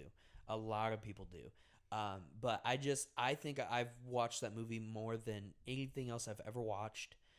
Robert Downey Jr. is another one of those where he's the perfect person. I hate the idea that we're going to see a multiverse version, and Tom Cruise might be a multiverse version of Tony Stark in the MCU. Is that real? It's rumors. It's not real. It's rumors. But they killed him. I hated that they killed him, but they did a good job when they did. He went out the way he came in, and still he went out with the same personality, full of himself, dude. Full of himself. I am Iron Man. Is that a badass line? Yeah. But that's being full of yourself. The last words you're ever going to say, your girlfriend, they didn't get married. Girlfriend right there, she has your child, she had your child. She's flying around in the battle fighting too. Your Tom Holland Spider-Man. I know nobody liked that he was basically Iron Man Jr., but I love Tom Holland Spider-Man. But I'll die on that hill. No, me too. But he's there, his best friend is flying around. You got all these people he could say something to. His last words are, "I am Iron Man." So full of himself. He definitely changed. He had character changes, but he never lost that part of himself. That part of himself that all the way back then, Stan Lee said, this is a character that is not is somebody you're not supposed to love, but you still do, and it hits home for me. He is my favorite character. I think he always will be, and and again, I know that we're not supposed to love the MCU, but I do. See, that's why I think I want this podcast to be is if you only like superheroes for the movies they're in, great. Right. Come talk to us about it. Yeah. Tell us why you don't like the comic books. Because you started with the MCU. Right. I had a weird upbringing of having the video games and some comic books and cartoons and stuff, and then got the MCU and then got my comic. You know what I mean? I had all the experiences coming into the MCU where that was your first time. Some people see the MCU and they go, "That's so cool, I want to get more story," and then they go get more story and they're like, "This is lame." Mm-hmm. Though I want to talk to those people because that's interesting. Yeah, I want to know what's going on in that noggin of theirs, and because everywhere I go, I see the argument, MCU's bad. MCU's bad. You know what the MCU needs to do to make people not think that? Quit naming movies after the comic books. Yeah. Literally, that's all you would have to do. Civil War the movie of Civil War was awesome, and the comic of Civil War is awesome, but those not weren't the same thing. They had the same concept, hero registration. It's the same concept, but it's literally not the same story. You could have called Captain America, because it's Captain America Civil War, right? You could have called it Captain America versus Iron Man. Which, And then it was at the same time as Batman versus Superman, I think. So, you could have done it. Listen, you took Captain Marvel away from DC Marvel. You can do it. Yeah, and then didn't even make it a good character. You gotta lay off the Brie Larson hill, Dude, homie. It's not just Brie Larson. I don't like the character of Captain Marvel either. She was Ms. Marvel, and then they made her Captain Marvel, and then made Ms. Marvel a different character too. But Brie Larson could You gotta get disappear. off this hill. You gotta get off this Brie Larson hill, buddy. She could fall down the Brie Larson hill, and my life wouldn't change. Bro. My number one What? Who's your number one, Avery? is Spider-Man. Yeah, dude. No, yeah. Spider-Man is my number one because, like we were talking about before, he's great, and every iteration of Spider-Man is great. I don't care if it's 2099, if it's noir, if it's the cute little Asian girl who's got the mech spider robot, Spider Pig. Dude, Spider Pig still smacks. Like, it's hilarious. John Mulaney voicing him. John in Mulaney. The show too. Great. Or not show them the Into the Can Spider-Verse. a pie pick you up into the air and drag you across the room? That was a terrible John Mulaney, but you know what I'm talking about. Didn't sound like him at all. Not even a little bit. But Spider-Man, he was one of my first superheroes, and he's aged with me. Right. So, like, growing up, I got the kid version, and then it's like, you get the dark, you get the gritty Spider-Man, you get the sad Spider-Man, you get the I'm an awkward teenage boy, how do I talk to girls Spider-Man. He's literally there for you from the time you can start liking superheroes until you die. Yeah. And that's what I love about Spider-Man is, like, he literally can teach a life lesson no matter what he's doing. Spider-Man will be my number one until I kick the bucket. No, I don't disagree. If I would have been introduced to superheroes in the way a lot of fans are, and not by the MCU, actually reading comics, if that was something I was able to do, I think Spider-Man would be my number one. And I would say too, by the way, just real quick, I would say Batman and Spider-Man for me are very interchangeable. I agree. It depends on what kind of mood I'm. If I want to be sad and angsty, Batman's above Spider-Man. If I want to be happy and have hope for the world, it's Spider-Man. But I agree though. Spider-Man's a great character. It's one of the best. I don't know. I've already said it. There's no reason to keep talking about it. There's nothing else to be said. So, with that being said, that is our top 10, which was more like a top 13, but not really because you put Hancock in the list. But thank you so much for sticking around this long, for listening to us ramble. We hope that you enjoyed it. We will be back next week with our next episode. We're not going to give any spoilers, but we do have at least the next 3 weeks of episodes planned, right? That's correct? Yep. So we hope to see you back. Hey, if you checked in on this episode and you were like, ugh, two straight white guys talking about superheroes again, and you're not into it, that's fine. Because as we said at the top, we are not only superheroes, we're everything pop culture. We're going to get into food. We talked about a little anime today. We're going to talk about more of that. We're going to talk about some movies. We're going to talk about video games. Austin's into like weird dancing where they look like robots. I don't get it, but he's super into it, and I'm sure we're going to talk about that. We're going to do all kinds of stuff. We're going to do some tier list every month. Oh, tier list Tuesdays. Tier list Tuesday. They're going to be weird, and guess what? We're going to call it tier list Tuesday.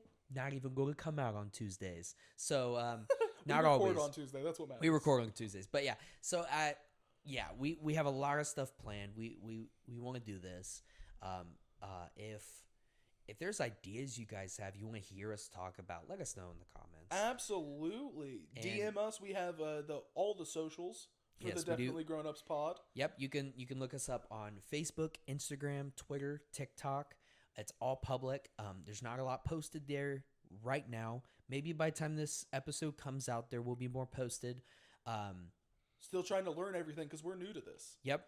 We're creating creating Patreon. So again, by the time these episodes come out, we do plan on maybe we're not looking for anybody to give us a bunch of money or anything like Not that. at all. But you know, you gotta have something. You gotta start somewhere, and Yes, so sir. we will have a Patreon. It will be uncensored, for Avery's sake, so he doesn't have to. He doesn't have to suck the curse words back in his throat as much as he did in this dude, episode. It's true. I I just watched his face as he did. So, yeah, we have a lot of stuff planned. We're super excited, and you know what? If we don't go anywhere, at least we were just two grown-ups having a good time, and that's all that really matters to us. So, I think that's it though. That's a So wrap. you guys, thanks for listening to us. We super appreciate it, and we will see you next week. Bye. See you later.